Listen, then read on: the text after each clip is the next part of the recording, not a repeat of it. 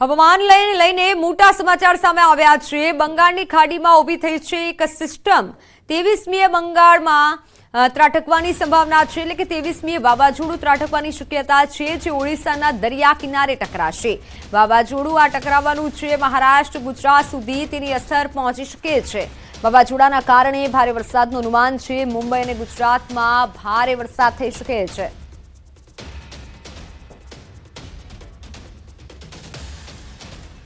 વાવાઝોડાના કારણે ભારે વરસાદનું અનુમાન વ્યક્ત કરાયું છે।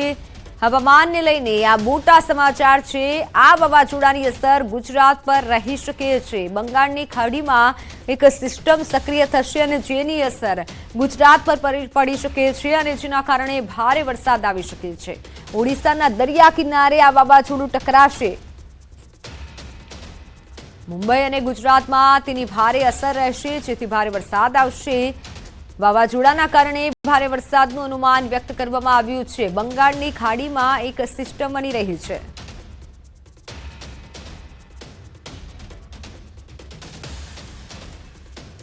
દરિયામાં મોજા ઊંચા ઉછળશે અને તેની અસર ભારતના વિસ્તારોમાં પણ જોવા મળશે, કારણ કે બંગાળની ખાડીમાં જ્યારે કોઈ પણ વાવાઝોડા બને છે ત્યારે કાં તો મ્યાનમાર તરફ તે ફંટાતું હોય છે, કાં તો પછી પશ્ચિમ બંગાળ તરફ તેની અસર જોવા મળતી હોય છે। પરંતુ અહીંયા આપ જોઈ શકો છો કે વેસ્ટ બંગાળ તરફ આ વાવાઝોડું જઈ રહ્યું છે અને તેની અસર ભારતનો જે આ કોસ્ટલ એરિયા છે, એ પછી ઓડિશા ભુવનેશ્વરનો જે વિસ્તાર છે ત્યાં અને આંધ્રપ્રદેશમાં પણ તેની અસર જોવા મળશે। આપ જોઈ શકો છો સીધું જ અહીંયા ભુવનેશ્વરથી આ તમામ જે આ વિસ્તારો છે કોસ્ટલ એરિયા ઓડિશાના, ત્યાં આ ટકરાઈ રહ્યું છે। અને આનો સમય ફરી એક વખત હું અત્યારે ટાંકીને કહી રહી છું કે આ જે સમય છે તે 24 અને 25 મેનો છે ને આ અંગે હવામાન વિભાગ પણ કહી ચૂક્યું છે। આ સાથે જ હવામાન નિષ્ણાતો પણ કહી ચૂક્યા છે કે ચોમાસા પહેલા વાવાઝોડું આવી રહ્યું છે, આંધી વંટોળ આવશે અને જો આ કોસ્ટલ એરિયા પર ટકરાય છે તો તેની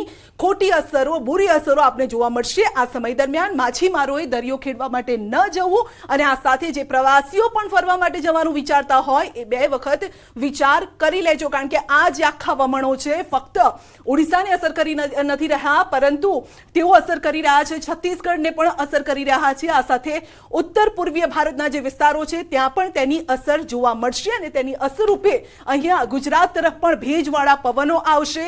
આ સાથે અહીંયા પણ આંધી વંટોળની શક્યતા છે, એટલે ગરમીનો એક મોટો રાઉન્ડ જશે, ત્યારબાદ આવશે વાવાઝોડું અને વાવાઝોડું ફક્ત ઓડિશાને અસર નહીં કરે, આંધ્રપ્રદેશને અસર નહીં કરે, પરંતુ ગુજરાત પર પણ તેની અસર ચોક્કસ વર્તાવવાની છે। અને આ અસરના રૂપે આપણે પહેલા જ અમે આપને સાવચેત કરી રહ્યા છે, આંધી વંટોળ જરૂર આવશે, જોરદાર પવન પણ ફૂંકાશે, જે અત્યારે પણ આપ તેને અનુભવી રહ્યા છો।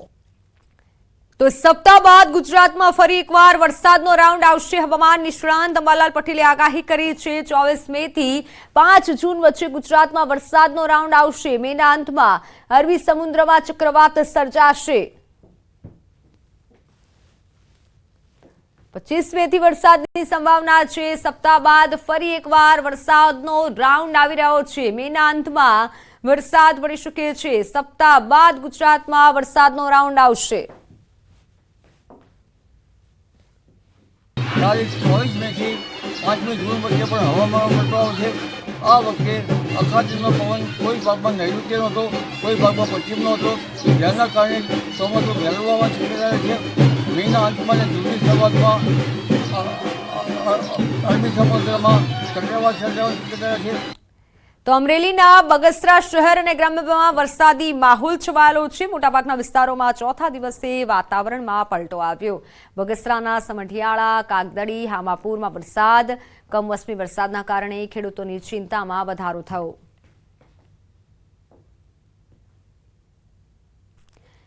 અમરેલી શહેર અને નજીકના ગ્રામ્ય વિસ્તારોમાં વરસાદ। અમરેલી, દેવળિયા, ચક્કરગઢ, ગોખરવાડામાં વરસાદ શરૂ થયો।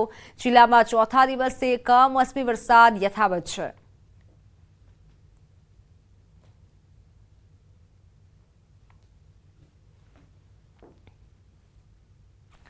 રાજકોટના આટકોટમાં ભારે પવનના કારણે વાડી વિસ્તારમાં રહેતા કાચા મકાનના પતરા ઉડ્યા.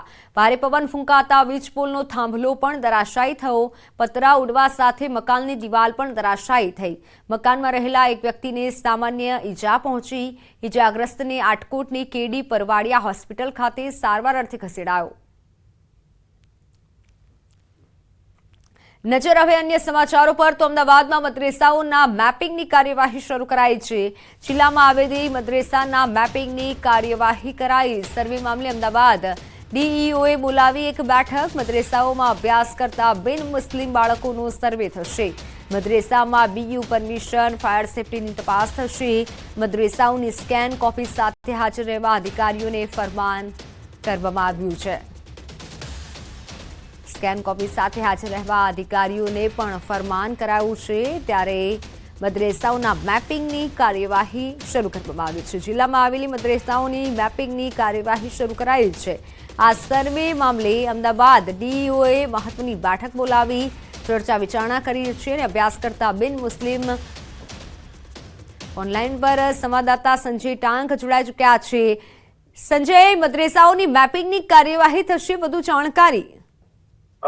મિત્તલ, જે છે રાજ્યના પ્રાથમિક શિક્ષણ વિભાગ દ્વારા એક જે મદ્રેસાઓ જે છે, રાજ્યમાં જે ચાલતા મદ્રેસાઓ છે તેની સર્વેની આપવામાં આવી છે. જેના પગલે અમદાવાદ જિલ્લા શિક્ષણ અધિકારી દ્વારા નવરંગપુરામાં આવેલી સેન્ટ ઝેવિયર્સ લોયોલા ખાતે એક બેઠક બોલાવવામાં આવી હતી અને જે સ્થળ નિરીક્ષકો છે તેઓને તમામ પ્રકારની જે વિગતો મદ્રેસાઓ જે ચાલે છે તે માં કેટલા વિદ્યાર્થીઓ, કેટલા બાળકો અભ્યાસ કરે છે, સાથે સાથે મદ્રેસાઓમાં કેટલા બિન મુસ્લિમ બાળકો અભ્યાસ કરે છે, આ ઉપરાંત મદ્રેસાને બીયુ પરમિશન છે કે કેમ, ફાયર સેફટી છે કે કેમ, મદ્રેસા ચાલી રહ્યા છે તેના ટ્રસ્ટીઓ કોણ છે, તે તમામ વિગતો જે છે તે એકત્રિત કરવાનો આદેશ કરવામાં આવે છે. અને તેને લઈને અમદાવાદ જિલ્લા શિક્ષણ અધિકારી દ્વારા જે બેઠક બોલાવવામાં આવી હતી, માર્ગદર્શન આપવામાં આવ્યું હતું.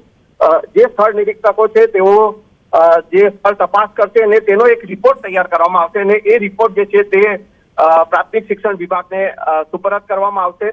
ખાસ કરીને વાત કરવામાં આવે તો અમદાવાદમાં 175 જેટલા મદ્રેસાઓ ચાલી રહ્યા છે, જેની તપાસ જે છે તે અત્યારે કરવામાં આવી રહી છે. બિલકુલ સંજય, પરંતુ આ સાથે ડીઈઓએ મહત્વની બેઠક પણ બોલાવી, એટલે કયા કયા મુદ્દાઓને હવે આવરી લેવાશે? કારણ કે ઘણા એવા વિદ્યાર્થીઓ છે તેની પણ ડિટેલ્સ લેવાશે. બિલકુલ, જે બેઠક બોલાવવામાં આવી હતી અને તેમાં આ જે સ્થળ નિરીક્ષકો છે તેઓને તમામ પ્રકારની વિગતો એકત્રિત કરવાની રહેશે.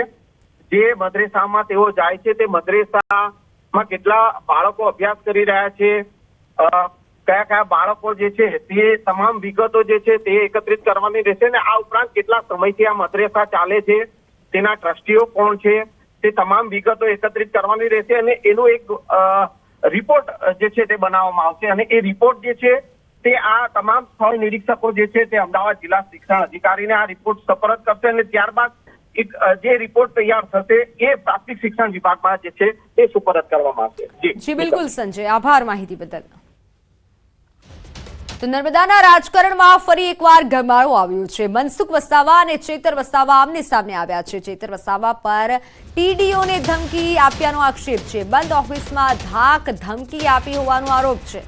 મનસુખ વસાવાએ સોશિયલ મીડિયામાં પોસ્ટ મૂકી છે.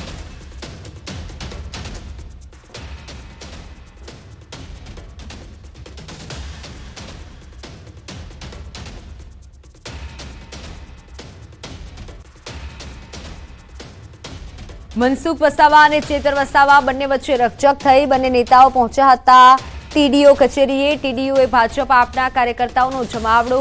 ટીડીઓ કચેરી બહાર બંને વચ્ચે રકઝકના દ્રશ્યો સામે આવ્યા હતા.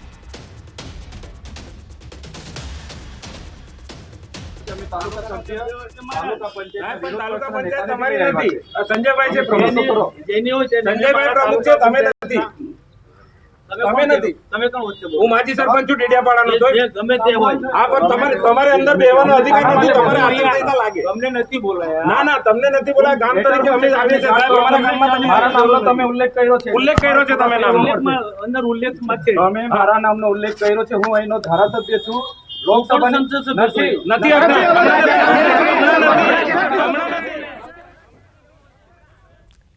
પોલીસને ઉગ્ર રજૂઆત સમયે ચેતર વસાવાનું નિવેદન. મનસુખ વસાવા ડેડિયાપાડાના રહેવાસી નથી તેવું નિવેદન ચેતર વસાવાએ આપ્યું. હાલ મનસુખ વસાવા પાસે કોઈ હોદ્દો પણ નથી. કેમ તાલુકા પંચાયતમાં 1 કલાકથી બેઠા છે તેવા સવાલ ચેતર વસાવાએ ઉઠાવ્યા. મનસુખ વસાવાને કચેરી બહાર બોલાવો. એમને છે ને એ પોતે ડેડિયાપાડાના નાગરિક નથી. એ પોતે હમણાં કોઈ પદ પર નથી. બરાબર. હમણાં લોકસભાની ચૂંટણી ગઈ છે. 4 જૂને રિઝલ્ટ આવશે ત્યારે જે તે વ્યક્તિ ચૂંટાય, હું ચૂંટાય કે એ ચૂંટાય, એ પદ પર રહેશે, સાંસદમાં એ રહેશે. બરાબર.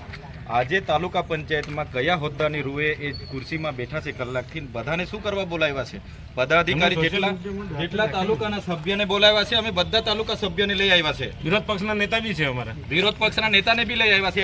એમને છે ને બહાર બોલાવો અને ચોખવટ કરાવો અહીંયા, અને ટીડીઓને બી બોલાવો અને બધા ઉપરાણ આવે તમે બી બંધ કરો. એમને બહાર બોલાવો અને ચોખવટ કરી. અમે તો અહીંયા સ્થાનિક છે, આખી રાત જ અહીંયા બેસીશું.